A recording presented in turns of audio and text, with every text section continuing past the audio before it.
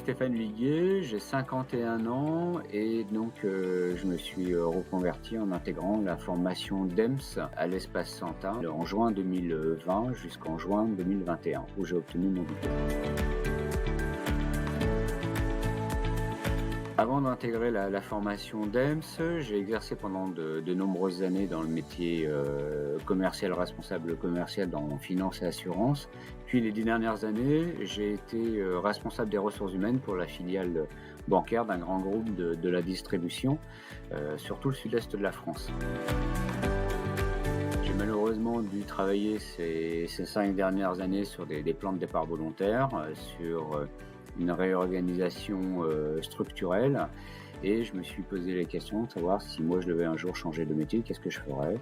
Et j'ai eu l'occasion d'avoir des contacts avec l'Espace Santin, et le métier m'a séduit.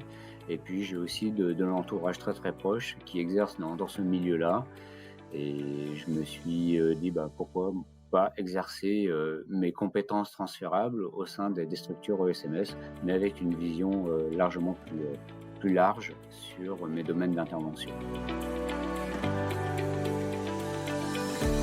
Je me suis formé parce que dans le médico-social, l'aspect académique et l'aspect diplôme est incontournable et fait partie des obligations réglementaires. Donc il y a déjà cet aspect-là.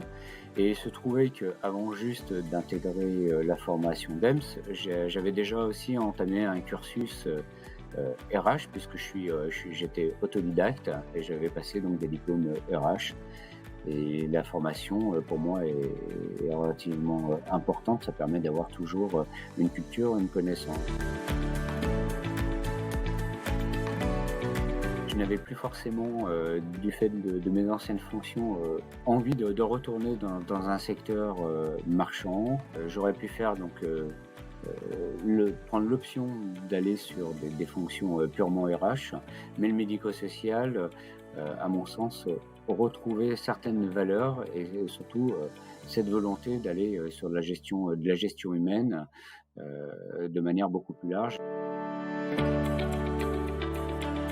J'ai pour ma part pu réaliser ma période de mise en application au sein d'un ESAT. Ça s'est fait très très rapidement en tant que stagiaire directeur, et qui a fait aussi donc l'objet de mon mémoire pour la formation. Tout ce qui concerne l'environnement du médico-social, comme je pouvais l'évoquer, l'expliquer, je ne suis pas issu de ce secteur-là. Donc d'apprendre qu'il y avait par exemple un code CASF, moi j'étais plutôt sur le code du travail, mais tout cet environnement réglementaire, statutaire, avec les organismes de tarification, les financeurs, bref, rentrer dans un milieu complètement nouveau, faut pouvoir l'apprivoiser, faut pouvoir l'appréhender. Et bien évidemment, avec la qualité des intervenants que nous avons pu avoir, m'a permis d'apprécier largement ces éléments. Concernant les formateurs, on n'est pas sur un principe universitaire, on est vraiment sur des interventions de professionnels. Pour certains, c'est quasiment des voisins qui exercent, et on sent la présence opérationnelle très, très prégnante. C'est le vécu, c'est de l'échange. Déjà, nous sommes sur un système de formation pour adultes, donc le fait d'être en distanciel n'a pas dévalorisé la qualité des intervenants. Voilà, les intervenants ont su aussi s'adapter à cette nouvelle configuration qui est la visio. Et concernant l'ambiance, là, avec les collègues de promotion, on a su se créer une émulation avec les groupes WhatsApp, avec notamment sur quasiment les 2 derniers mois des trainings, et créer vraiment une cohésion de groupe malgré la distance. Et ça a été peut-être encore plus fort parce qu'il a fallu aller davantage sur de la relation humaine, de la chaleur humaine à distance, qui est encore plus compliqué à créer. Alors une fois diplômé, la difficulté a été de se faire reconnaître. C'est un peu La difficulté, ou en tout cas ce que je n'ai pas, pris conscience, c'est de travailler sur le réseau, et c'est vrai que ça a été un peu désarmant, de se retrouver sur la place, du marché de l'emploi à 50 ans, venant d'un autre secteur où pour l'instant ils sont encore, très sectorisés, dans l'état d'esprit. Donc j'ai terminé au mois de juin et j'ai pris des fonctions au mois de novembre, mais ces fonctions que j'ai pu, prendre en tant que directeur se sont faites, évidemment que par relation, par le réseau, tout simplement, puisque c'est, l'ancienne, directrice qui m'avait recruté en ESAT en tant que directeur stagiaire, qui m'a sollicité puisqu'elle avait pris des fonctions de directrice générale dans une autre association.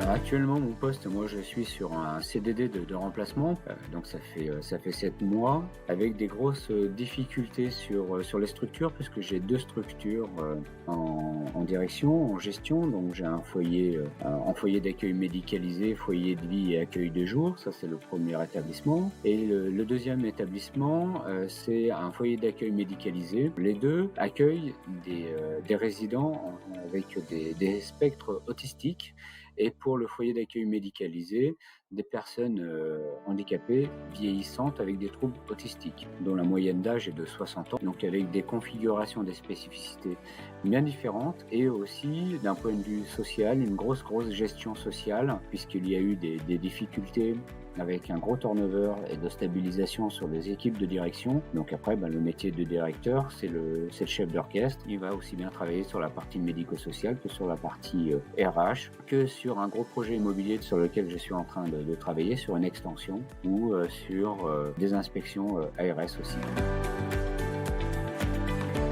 Ce qui me plaît principalement, c'est de relever ce challenge, ce défi, et d'être dans un système de reconstruction, tout en essayant de maintenir les bons acquis, et d'avoir une diversité dans les activités du quotidien, puisqu'on est vraiment sur un métier où on va aller sur toutes les disciplines, aussi bien du médico-social jusqu'à négocier un devis pour changer des climatiseurs, ou l'achat de véhicules, ou de mettre en place des partenariats pour des financements de matériel, ou encore de travailler sur un gros projet d'une extension à plus de 2 millions d'euros, où il va falloir donc aller chercher les fonds et le valider.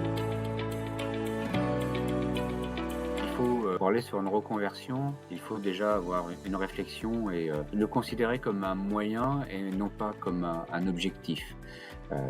J'ai considéré que ma formation était un moyen pour réussir mon projet professionnel.